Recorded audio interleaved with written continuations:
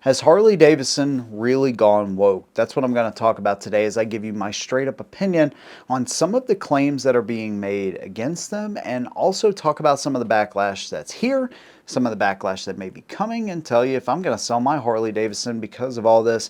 This is a touchy subject, but of course I want to give you my opinion, and that's exactly what it is. It's just my opinion.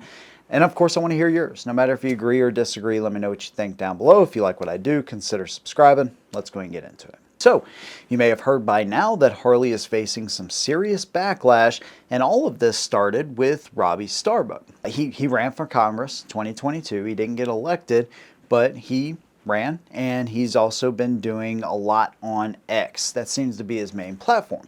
And Robbie's thing is he wants to, I don't know if he necessarily wants to expose companies, but he wants to bring to light, so I guess expose, companies that, really focus on DEI, right? You'll hear a lot about that, and I'm going to expand on that as well.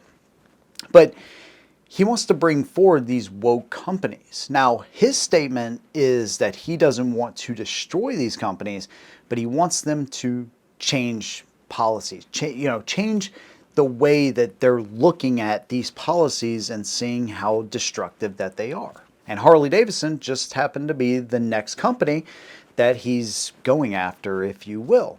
Now, he's caused, I think, John Deere and it might have been Tractor Supply. Both of those companies got serious backlash. They changed their policies, right? And so, again, Harley's just kind of next in the chopping block.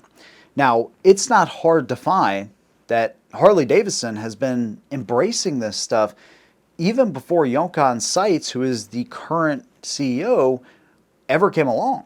In 2013, they joined the LGBT Chamber of Commerce in Wisconsin, and they became a platinum member to that. They also are a sponsor of Rainbow Rose, who's another one. They're, I think, based out of York County, Pennsylvania, and they focus, again, diversion, equity, inclusion, all that. In 2020, they shared this image on their Instagram. Now, I haven't seen them share this image or anything like it since then, right? They got a lot of love for this, if you will. They also got a lot of backlash as well. So I haven't really seen them do anything like this since then. And let's be honest, when companies do this in the month of June, it's literally for them to say, hey, look guys, we're super inclusive. And then July 1st comes around and they're like, okay, get rid of that, put an American flag on there now. That's kind of the way I see that. Now I know we're talking about, oh man, I'm going to an Indian and all this kind of stuff. Let's be honest, man. All of these companies have kind of dipped their toes in. Maybe not to the extent of Harley. They've all kind of done it. But here's the coolest part. If you end up selling your Harley, you can win an Indian Scout Bobber from me, a brand new 2025 at that.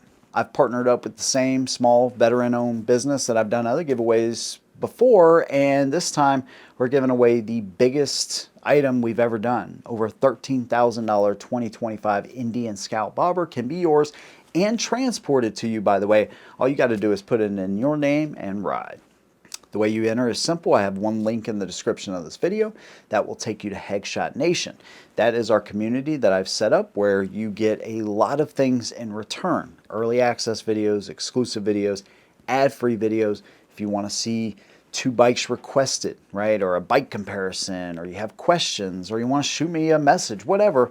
This is our community. Yes, there's an app that goes along with it as well. So if you follow the link, you sign up to Headshot Nation. That is going to be for 6 months for $50.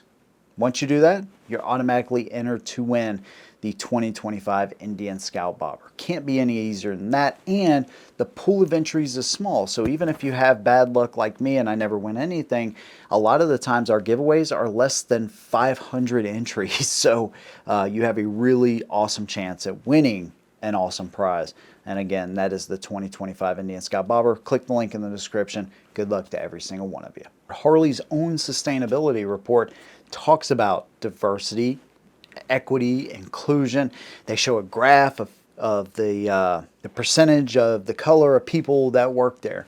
Now, what's really interesting is, hell, maybe even 20, 25 years ago, when I was coming up, at least in the 90s, It was like, dude, it doesn't matter what color you are. Now things have reversed, right? So if you're a company and you have, let's say, 79% white people, you better make sure you're checking some other boxes. And that's the problem with DEI.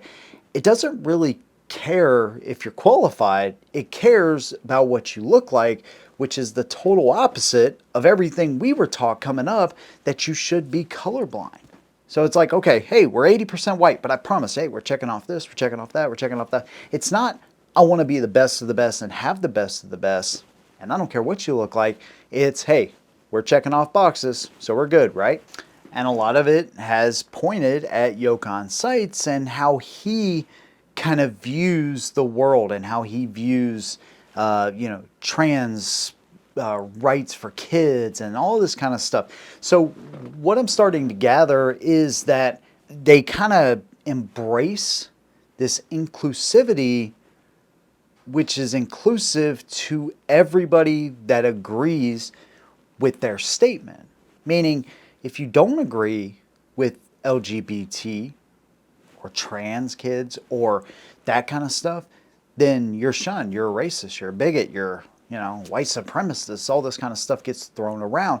That's the biggest problem with all of this. It's not that the companies want to be inclusive. Inclusive used to mean something totally different when I was coming up. It wasn't a political term. Now it's a political term, which is so stupid to me. But the same thing they're trying to support that talks about inclusivity excludes the people that don't think like them, which is a core part of the Harley rider group, right? I mean, that is a big part of people that ride Harleys don't agree with any of that, and they don't want to be associated with that. And that's their right to do that as well. So the problem with DEI and inclusivity and being associated with these companies is it's almost like pandering, right? To whatever the small percentage of people it is that probably don't ride motorcycles anyways, and being super divisive to the people that have built your company and have been riding your motorcycles for a really long time. It doesn't make a lot of sense to me. The thing that does make sense to me is companies like Harley, Bud Light, all these Tractor Supplies, who else is be apolitical, right? Say, this is my mission statement if I'm CEO of Harley, let's just pretend, right? We are the best of the best because we get the best of the best. We employ the best of the best. And that's it, right? I have met some of the best people that I've ever met in my life because of motorcycles, because of Harley Davidson. A lot of the people, everybody that I've met at Harley, I really liked, including Yokan Zeitz, right? I can sit here and I be talking to him and totally disagree with the way he sees a lot of the world, but that doesn't mean I hate the guy, right? And everybody I met at Harley Davidson, I really liked. And all the creators that were there, I really liked, right? No matter if they were black, white, it didn't matter, right? We were just there and we got along. There you go. That's it. That's what motorcycles are about. So if somebody pulls up next to me on a different kind of bike or they pass me on the road, I'm thinking, man, oh, it's cool. Another biker, they're part of the community, no matter if they ride a Harley or not. If they ride a Harley, maybe a few more bonus points.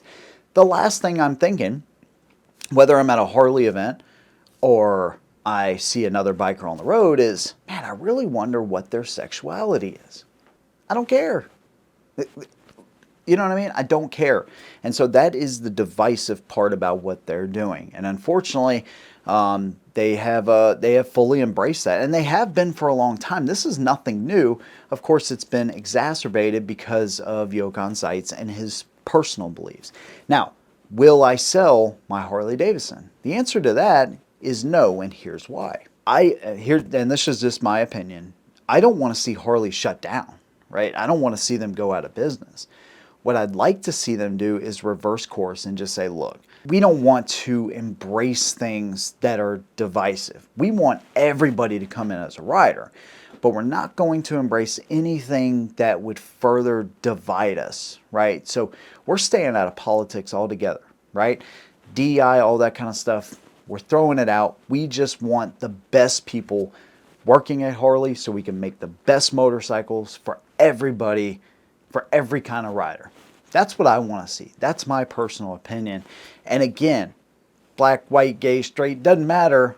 We don't even have to talk about that stuff, nor should it even come up in a conversation about Bud Light, Tractor Supply, Harley Davidson, any one of these companies, because they are there to serve their customer. And their core customers are there that have built their brand.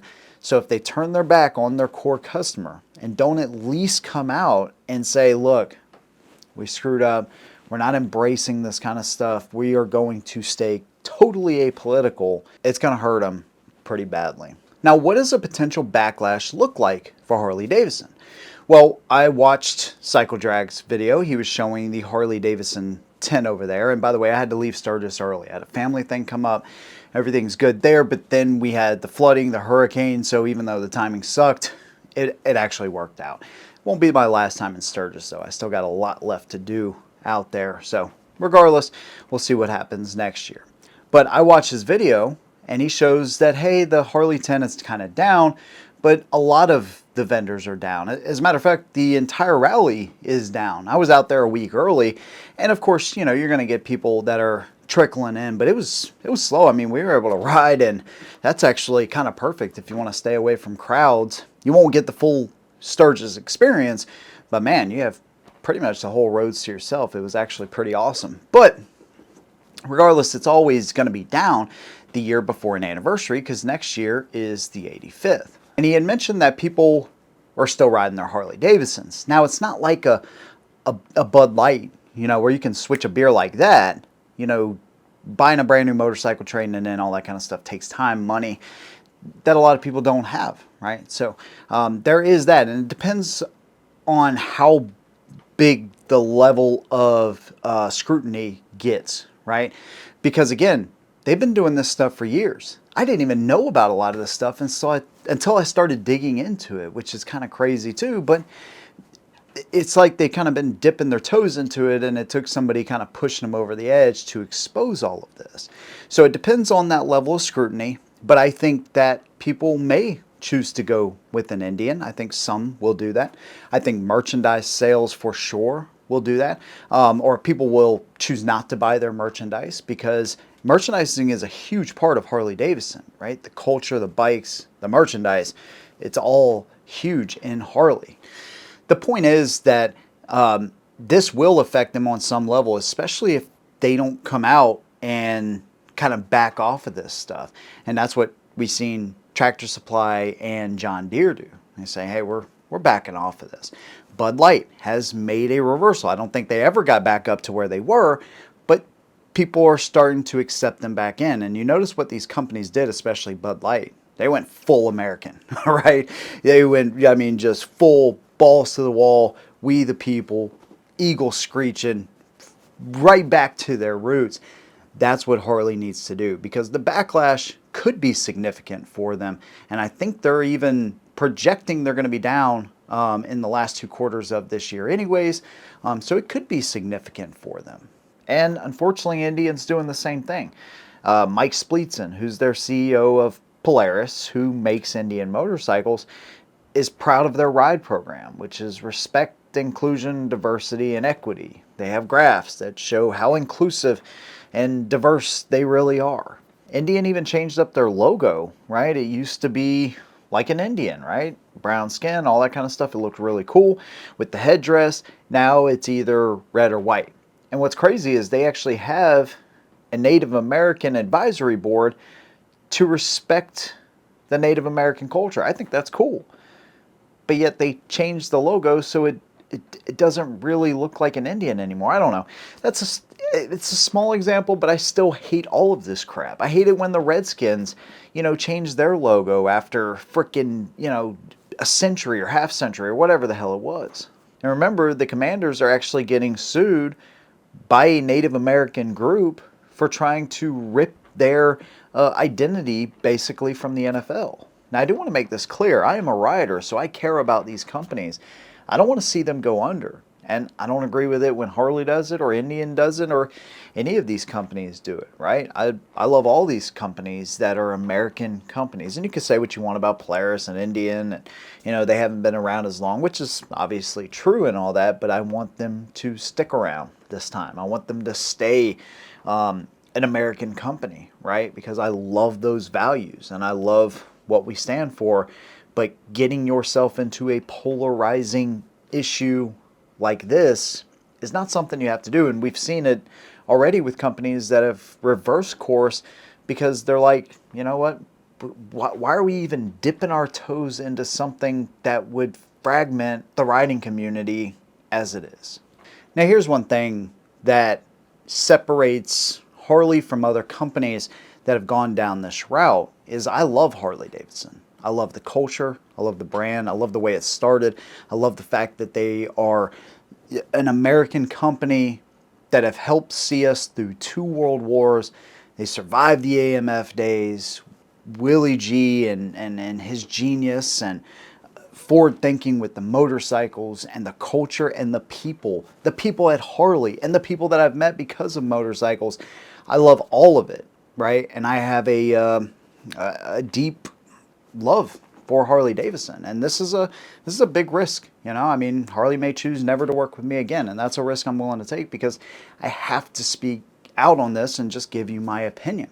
But having said all that, they do need to reverse course on this. And I don't know what that looks like for them. I don't know if it's as simple as a statement like, look, we're dropping all of the divisive things, the political, anything that could divide us, and we're just focusing on the riders and our workers and making sure that we provide not only the best motorcycles, the best environment, getting the best of the best, regardless of what you look like. If it's a statement, if it means the CEO has to step down, whatever that looks like, they're going to have to do something. I don't think they're going to be able to just stay quiet and this kind of blow over, especially as more people continue to do videos. Now, that is a play. They could do that. But this is an L take, like the kids say. It really is not a good look for them. And I hope they do. I hope they just come out and say, man, we want everybody riding regardless of who you are, but we're backing off of all the political divisiveness. So that's my hope for Harley Davidson. And again, now, if they don't do it, am I going to sell my motorcycle?